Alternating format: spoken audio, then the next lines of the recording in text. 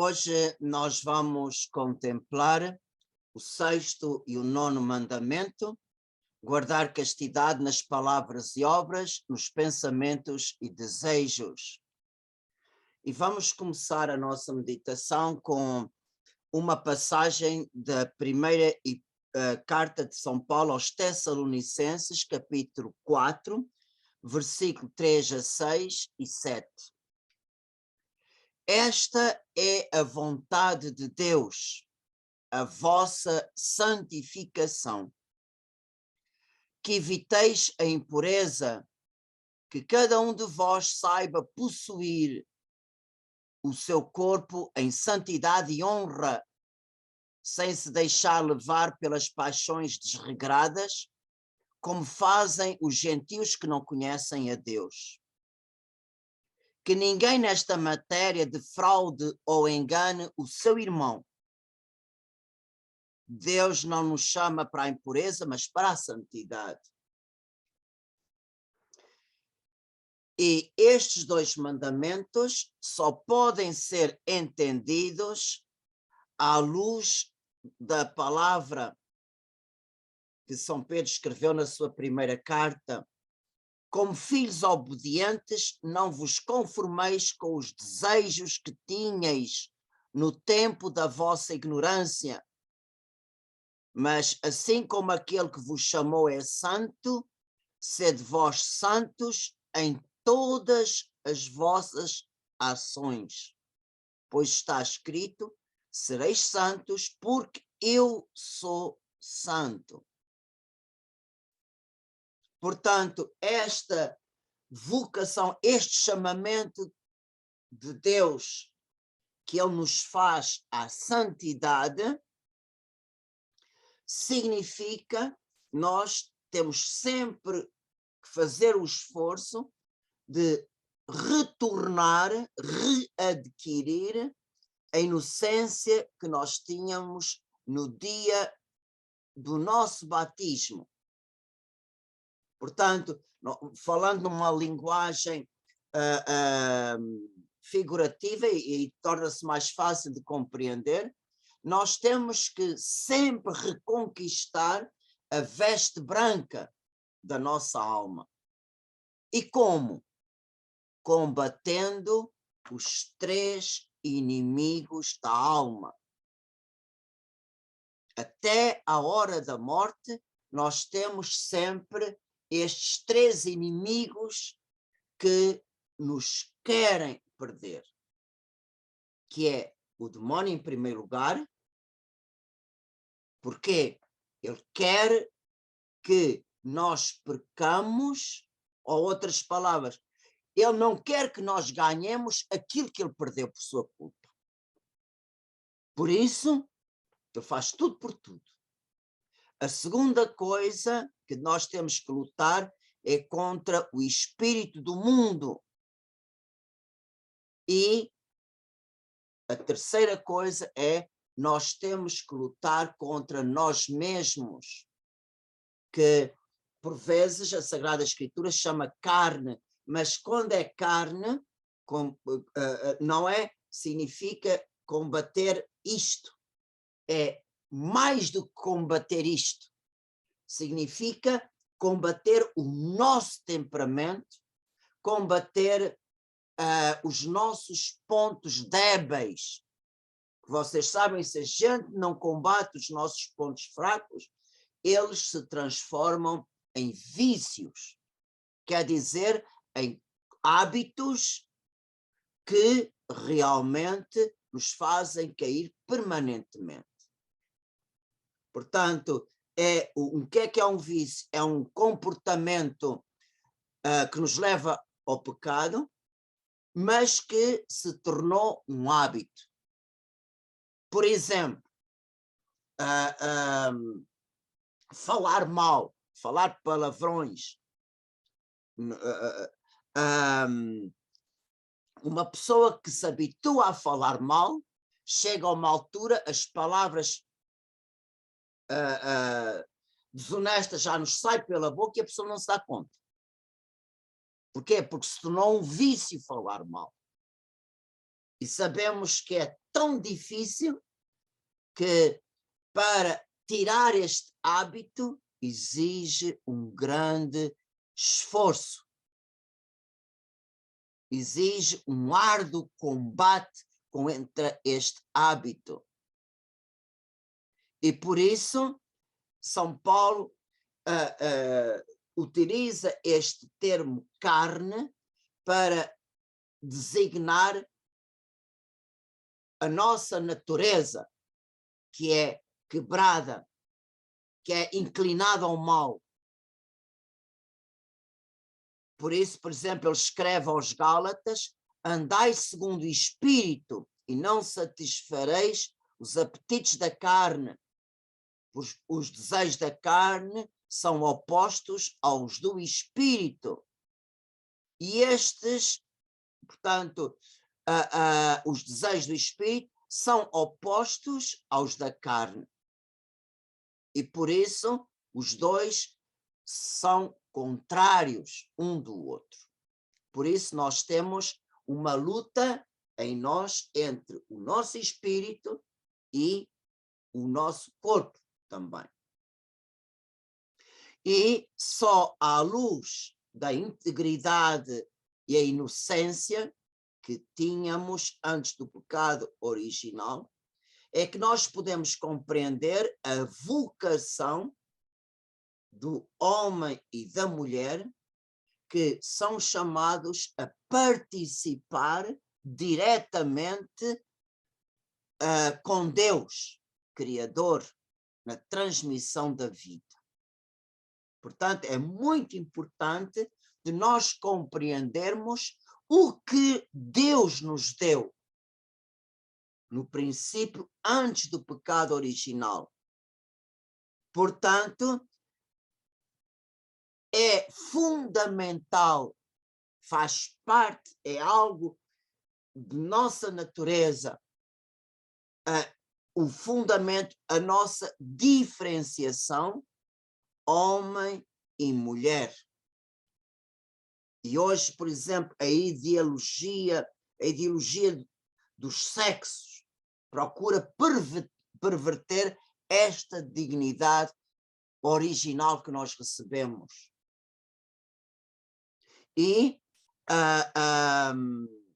Deus criou à sua imagem e à sua semelhança homem e mulher.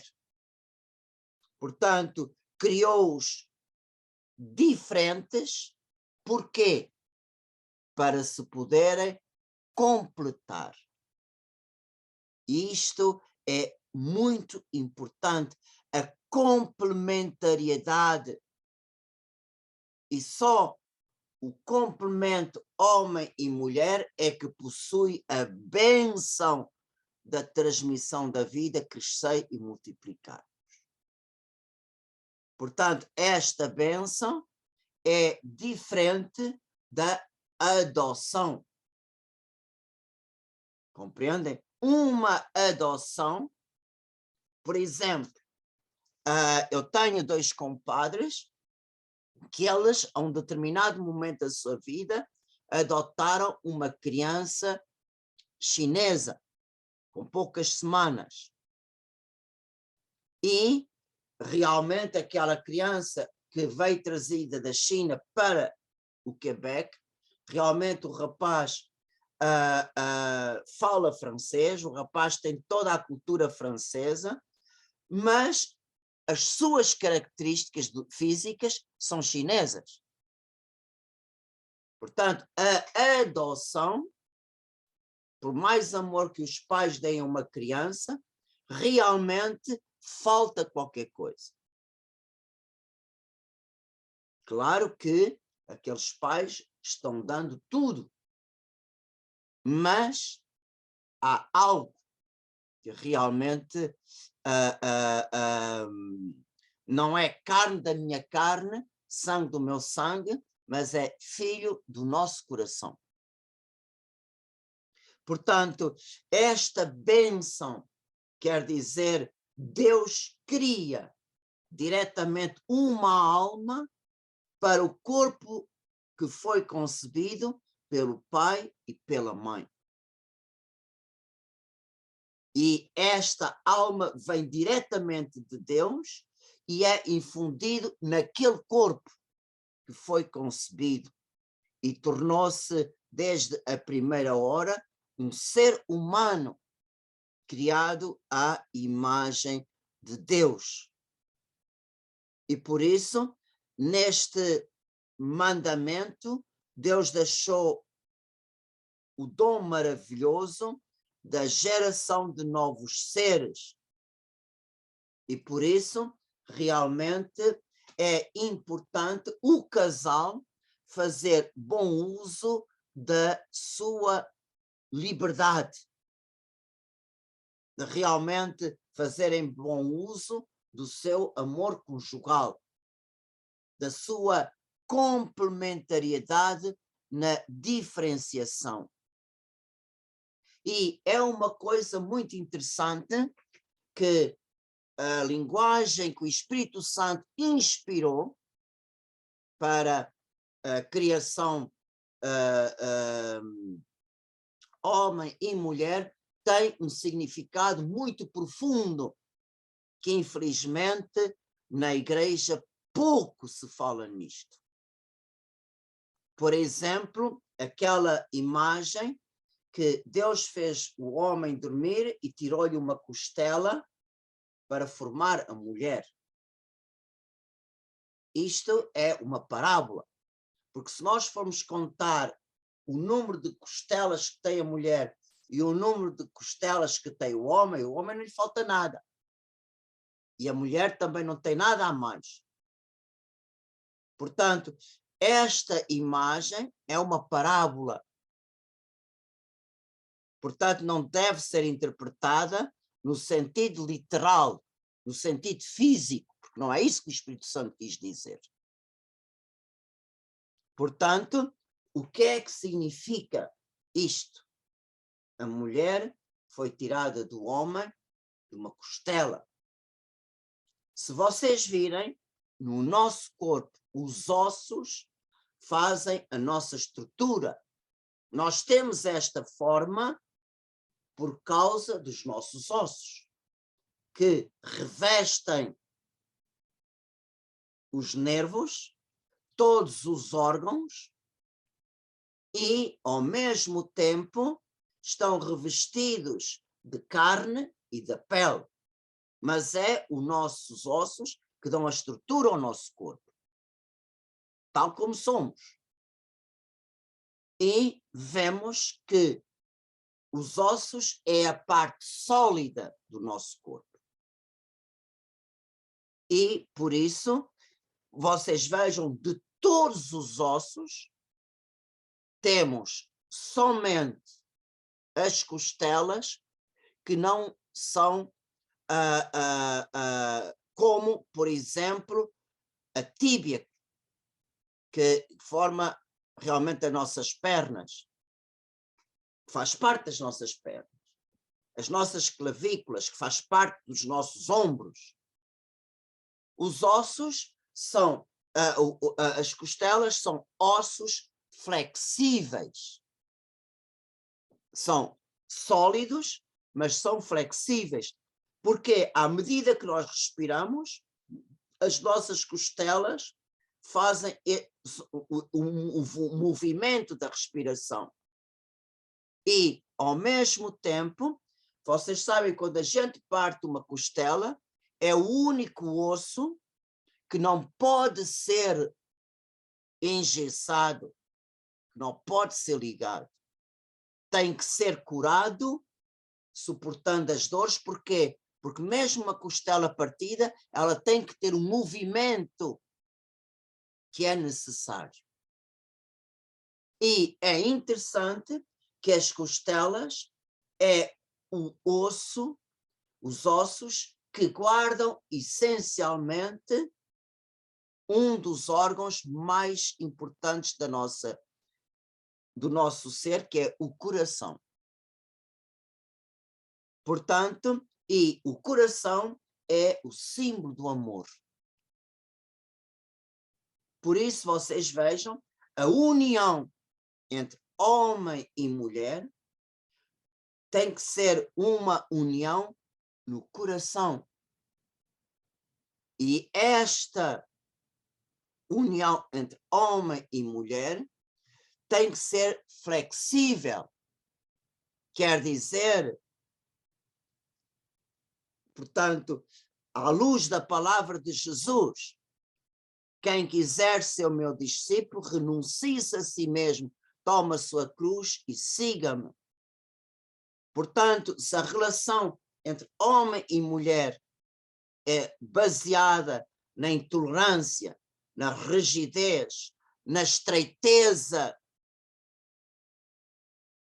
e vocês sabem, pela intolerância, a gente não chega a lado nenhum. Tem que haver toda a vida uma adaptação. Os dois têm que se adaptar um ao outro em todas as circunstâncias. Mesmo que tenhamos que renunciar ao nosso eu. Para quê? Para que o outro tenha vida. Em favor do outro. E por isso é esta maleabilidade que nos ensina a costela. A costela que guarda o coração. Só assim, nesta maleabilidade da costela, que pode haver a união entre homem e mulher no amor. Por isso, vocês vejam, o Senhor, segundo o Espírito Santo, a linguagem bíblica, a mulher nem foi tirada do osso da cabeça, nem foi tirado do osso do pé. Foi tirado do peito.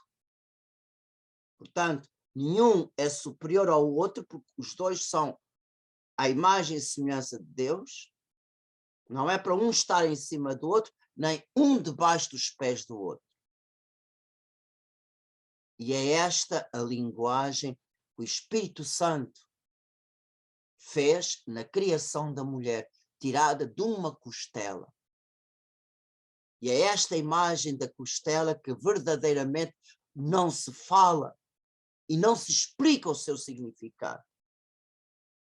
E é uma pena, porque não explicando a linguagem, o sentido que o Espírito Santo colocou nesta parábola, nós não podemos compreender a dignidade fundamental do homem e mulher criados à imagem e semelhança de Deus, na diferenciação e na complementariedade. Portanto, vocês vejam que neste hino de louvor, esta sim é carne da minha carne, osso dos meus ossos, exprime a atração mútua, e esta atração mútua é que leva à instituição natural do matrimónio. Por isso o homem deixa pai e mãe para se unir à sua esposa e os dois são um só, uma só carne. Também podemos dizer, a mulher deixará pai e mãe para se unir ao seu marido e os dois são uma só carne.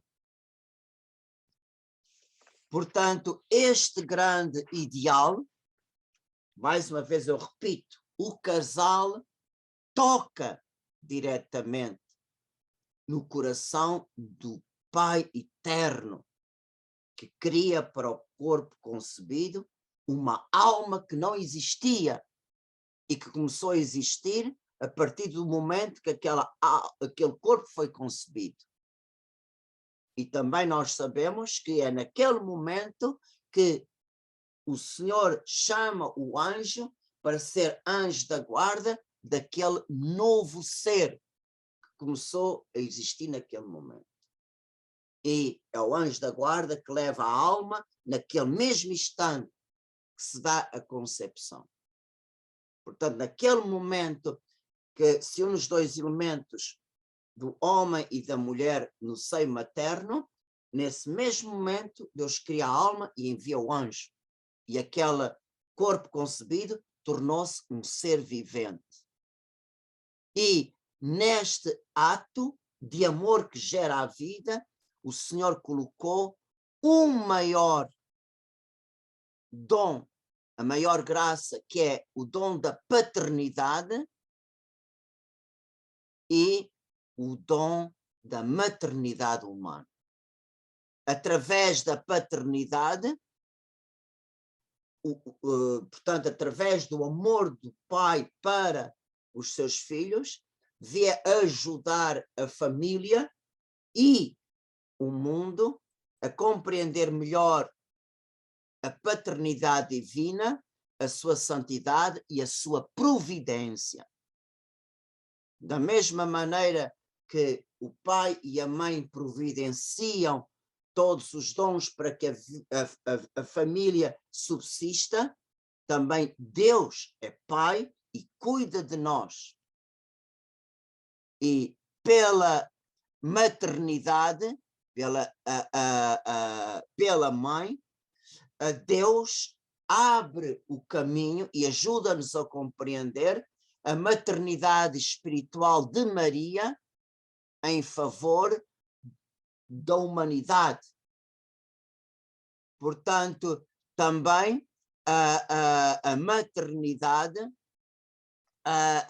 nos ajuda também a compreender, portanto, o amor de mãe para os seus filhos nos ajuda a compreender a Igreja, que é a esposa de Cristo. E é importante, e é isto que São Paulo apresenta, o amor conjugal, o amor entre o homem e a mulher o homem, tem como modelo, e aí São Paulo refere-se de uma maneira particular ao marido: maridos, amem as vossas esposas como Cristo amou a sua igreja. E como é que Cristo amou a igreja? Amou-a com um amor definitivo. Portanto, Cristo amou tanto, tanto, tanto a humanidade, o Pai amou de tal maneira ao mundo que entregou o seu Filho. E o Filho, feito homem, sofreu toda a sua paixão unicamente armado, fortalecido pelo seu amor humano para conosco. Durante a paixão, a divindade de Jesus se recolheu ao Pai. E então Jesus sofreu a sua paixão armado unicamente pelos seus sentimentos humanos para conosco e para com o Pai. E por isso, realmente, o Senhor, como homem, entregou-se totalmente à humanidade. Não só na Eucaristia, mas também na cruz. Amou sem poupar nenhuma gota do seu sangue. Quando Jesus nasceu, aos 8 dias, Jesus foi circuncidado. E na circuncisão, ao cortarem o prepúcio, já Jesus aí derramou uma parte, umas gotas do seu sangue. Bastava uma gota do sangue de Jesus para salvar toda a humanidade, toda, uma gota. Aos olhos do Pai, uma gota de Jesus, do sangue de Jesus, tem mais valor que o pecado do mundo inteiro. A dívida do pecado, aos olhos do Pai, basta uma gota do sangue do Filho para pagar tudo. Porque a vida de Jesus, aos olhos do Pai, não tem preço, não tem limite. Bastava o sangue que Jesus derramou na circuncisão para nos salvar. Mas ele não, ele quis dar todo o seu sangue, todo, até mesmo aquele que estava no coração. E por isso ele permitiu que o soldado perfurasse-lhe o lado para que saísse, juntamente com a água que estava nos pulmões, as últimas gotas do seu sangue. Portanto, ele quis nos amar de uma maneira radical, total, sem qualquer limite, sem qualquer restrição. Ele nos amou completamente. E é esta beleza que tínhamos antes do pecado original. E então vemos quando o ser humano cortou a sua união com Deus, aquele estado de inocência e de simplicidade foi também quebrado. E uma das, ou melhor, são duas as consequências imediatas do pecado original. A primeira é medo de Deus. E a segunda é a divisão. Divisão em nós próprios. Ainda há pouco eu vos falei a união que havia entre alma e corpo. Agora não existe esta união, mas é um combate. Os desejos do espírito, os desejos da carne. Como diz São Paulo, que se opõem um ao outro. Há uma divisão dentro de nós e também há uma divisão entre homem e mulher. Aquela complementariedade que havia no sentido perfeito, realmente esta relação foi também atingida. Foi atingida porque a partir de hoje, a partir do pecado original, a relação mesmo íntima conjugal entre homem e mulher, realmente, apesar de Deus não ter retirado a bênção da vida, Deus não tirou. O que ele deu, realmente a capacidade de crescer e multiplicar, mesmo com o pecado original, Deus a manteve. Mas vemos que realmente esta relação que devia ser de complementaridade no amor é muitas vezes um campo de combate. Portanto, muitas vezes esta atração homem e mulher é deturpada por um desejo egoísta. Portanto, o impulso sexual, que é todo o nosso ser é sexual, desde a cabeça aos pés. Sou homem, sou mulher. Portanto, a nossa sexualidade é muito mais, nos atinge completamente os nossos sentidos, os nossos sentimentos, a nossa expressão. Tenho a certeza absoluta, uma mulher perante uma mesma realidade sente as coisas de uma maneira, o homem sente umas coisas de outra maneira. Mas as duas se complementam, por isso é que são diferentes.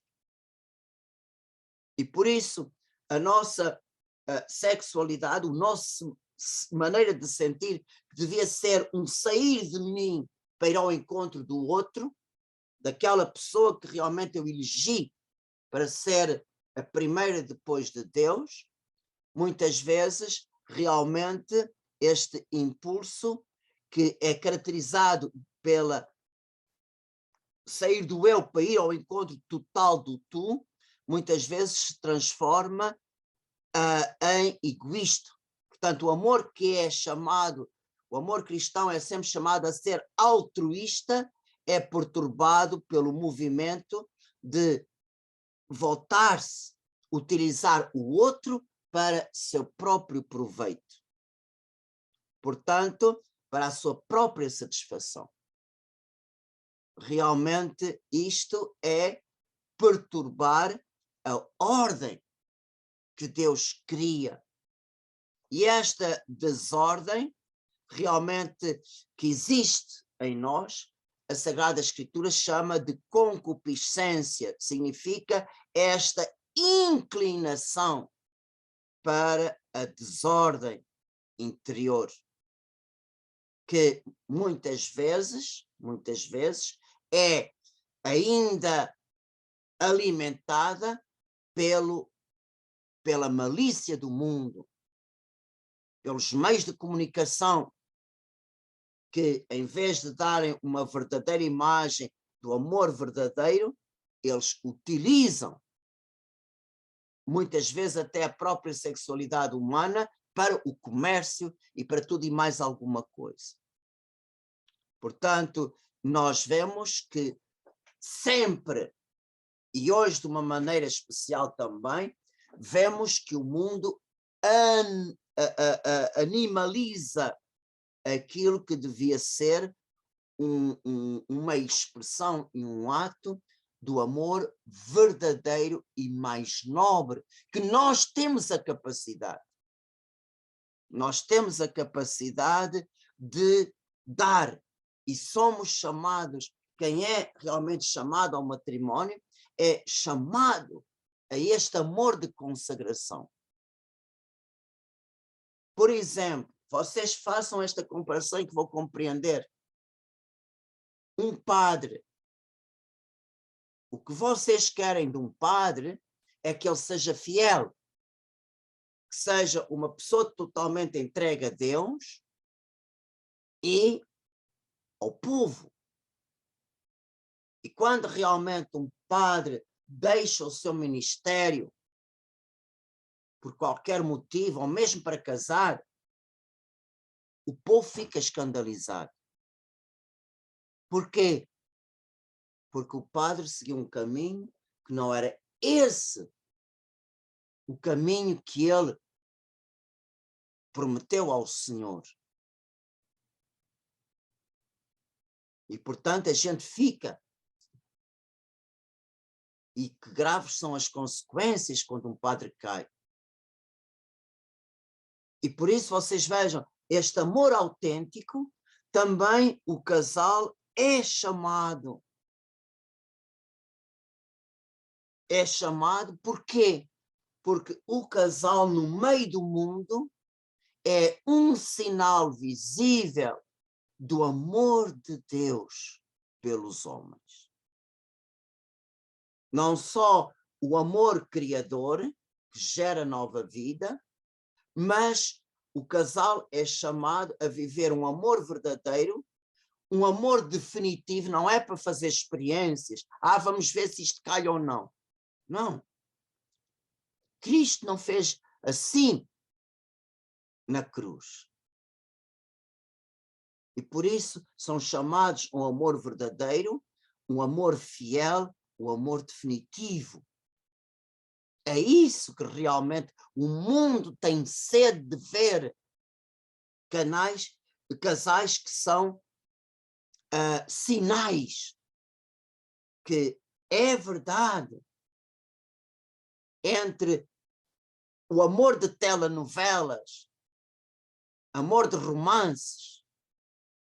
A par desses amores que não são amores, há o amor verdadeiro, que é uma imagem de Deus. E São Paulo fala que existe em nós a lei do pecado, que é aí que nós temos que combater.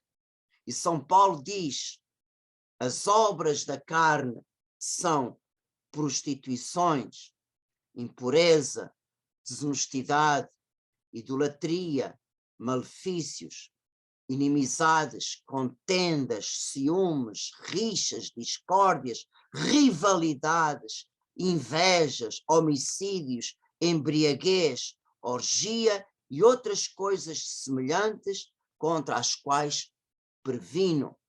Gálatas 5, 19, 21. Portanto, nós vemos que pela concupiscência decidimos espontaneamente a apropriarmos desordenadamente dos bens que Deus nos concedeu, como é entre tantos bens que nós temos, pessoais, também a nossa sexualidade. Deus nos la deu com uma finalidade, Deus nos la deu e realmente apropriamos dela para uma prática fora da ordem que Deus estabeleceu. Portanto, nós vemos a sexualidade que Nosso Senhor nos deu dentro do matrimónio, realmente deve ser usada para as 3 finalidades do matrimónio. A primeira finalidade é o apoio mútuo do casal. Por isso, até a hora da morte, realmente o casal deve apoiar-se. Por quê? Para evitar o perigo da infidelidade. Claro que a nossa sexualidade não é genitalidade. Não é só os nossos órgãos genitais. A nossa sexualidade é muito mais do que isso. É a nossa maneira de exprimir os nossos sentimentos, o nosso apreço, pela nossa maneira, pela nossa afetividade, nós sabermos valorizar o nosso cônjuge. Por exemplo, eu não sou casado, mas posso falar como homem. É muito importante o marido saber dar valor à sua esposa, nos pequenos gestos que ele põe, que não tem nada a ver com os nossos órgãos genitais, tem a ver com os nossos sentimentos. Os nossos sentimentos fazem parte da nossa sexualidade. Portanto, a nossa afetividade, a nossa atenção, é muito importante isto. Realmente, todos os dias, pôr gestos que valorizam o outro. E quando isto falta, a coisa já não está bem. Porque é muito importante nós termos isto em conta. O outro, o nosso cônjuge, não é propriedade nossa.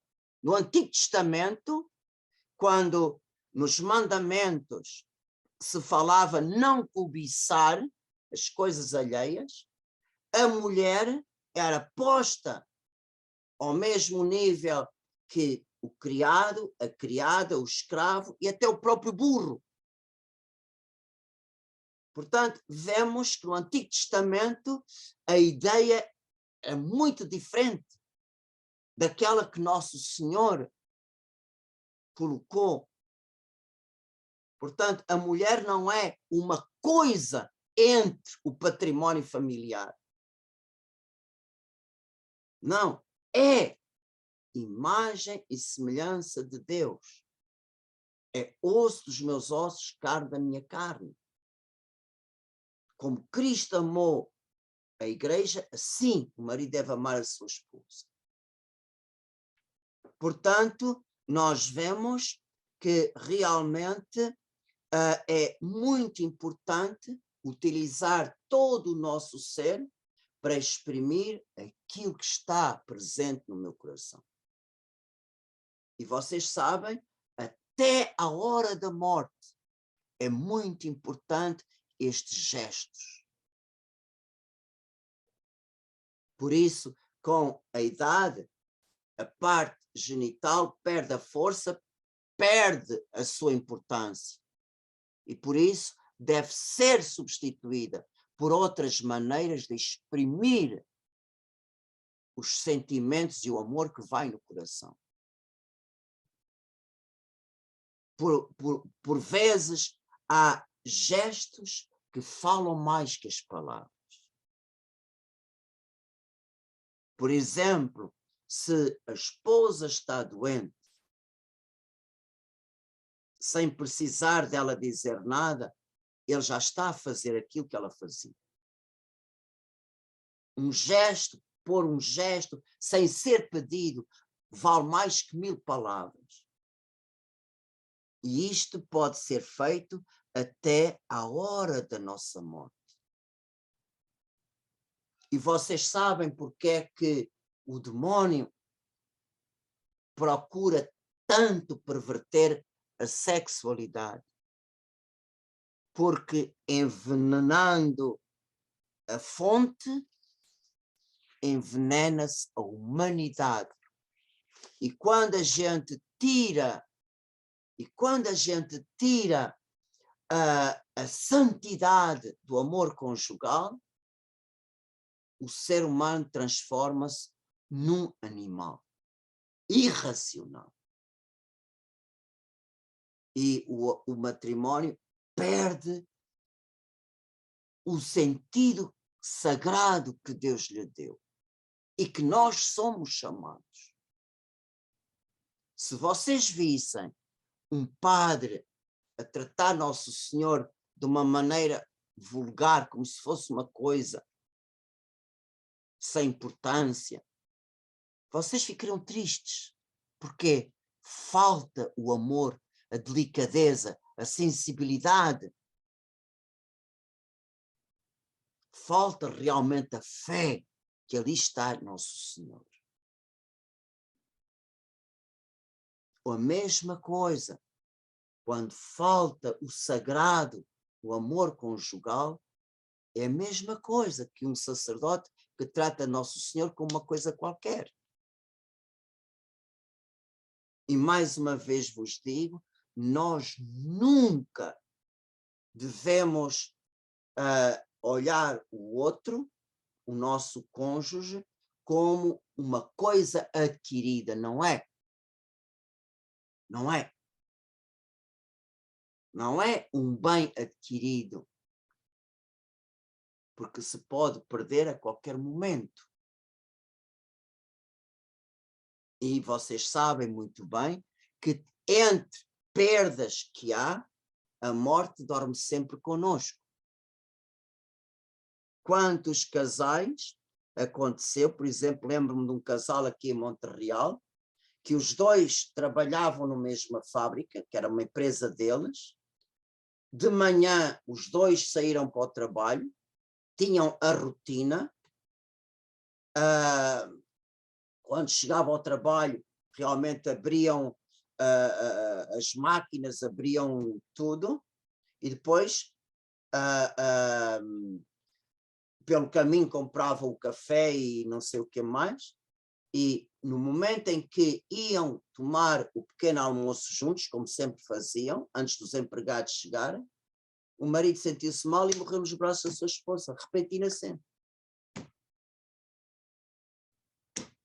Por isso nós não somos propriedades de ninguém. O outro não é um bem adquirido. E vocês sabem que o amor é livre, que deve ser alimentado para não morrer. Deve ser alimentado para não morrer. E o amor conjugal pode perder a sua frescura, pode perder aquela, como é que é dizer, aquela atração na complementaridade, e muitas vezes se perde pelas decepções, pelos desgostos, e vocês sabem que os sonhos também morrem, porque são mortos, são matados. E quando se mata a alma do outro, como é que se pode ressuscitar? Por isso vocês vejam como o inimigo procura destruir a fonte da vida. E destruindo a fonte da vida, a humanidade perde os seus valores. E quando a família perde os seus valores, é a maior desgraça que pode haver. Porquê? Porque se destrói as sociedades e se destrói a própria igreja. Como é que Deus pode chamar ao sacerdócio ou à vida religiosa jovens que são criados em famílias que não têm valores humanos nem valores espirituais? É por isso que falta vocações. É isto. Esta é a verdadeira razão porque falta vocações. Não é que Deus não chama, Deus chama, mas o coração não está preparado para ouvir o chamamento de Deus. Não está preparado para ouvir nem para acolher. E vocês sabem que o amor dos pais, o amor conjugal dos pais, é escola para os filhos. E neste amor que se dá, que se entrega, sem reservar nada para si, é só neste amor que um jovem pode compreender o que é o amor que um sacerdote deve ter a Deus e à igreja. Portanto, é o amor dos pais que ajuda o rapaz ou a rapariga a ser chamada à vida religiosa, a se entregar a Deus sem pensar em si e se entregar à igreja, pondo-se a si próprio em segundo lugar. Portanto, isto é uma aprendizagem na escola dos pais.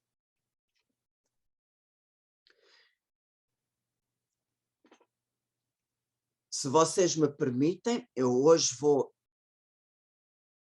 parar por aqui, porque isto é uma matéria que deve ser dada muito devagar e cada ponto deve ser bem mastigado e deve ser bem compreendido. E nós vamos continuar o nosso terceiro ponto e quarto ponto na semana que vem. Portanto, na semana que vem nós vamos ver os atentados contra a heterossexualidade e também vamos ver o que é que pede o sexto e o nono mandamento. Portanto, que o Divino Espírito Santo vos ajude a digerir esta beleza do matrimónio, esta beleza que cada um de nós traz consigo, esta capacidade de amar verdadeiramente à imitação de Cristo e que realmente possamos continuar a nossa missão e a nossa vocação no caminho que Deus nos chamou. Amém.